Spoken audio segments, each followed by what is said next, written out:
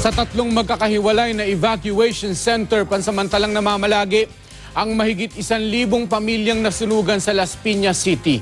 Pagkain, damit at matitirhan ang panawagan nila sa gobyerno at sa publiko. Sana po maantulungan kami kasi talagang was out po lahat. Wala po kami nakuhang gamit. Kailangan namin yung bahay, natitirahan po namin, yung pagkain, yung tubig, lahat-lahat ng gamit na sa bahay.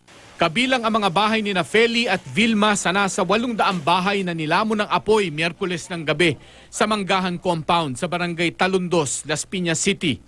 Ang halos 1,600 pamilyang naapektuhan ng sunog, nagsisiksikan ngayon sa tatlong magkakahiwalay na lugar na nagsisilbing evacuation center, 2 covered court at 1 kapilya. Bukod sa matutuluyan, problema rin ng mga residente ang kanilang kakainin. Nairaraos pa nila ang pagkain ngayong araw sa tulong ng lokal na pamahalaan. Pero hindi nila alam kung saan kukuha ng pagkain sa mga susunod na araw.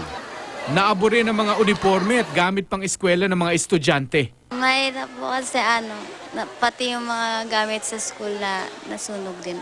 Tinatayang nasa 50 milyong pisong halaga ng ari-arian ng natupok. Sa mga nais magpaabot ng tulong sa mga nasunugan, maaaring makipag-ugnayan sa mga opisyal ng barangay.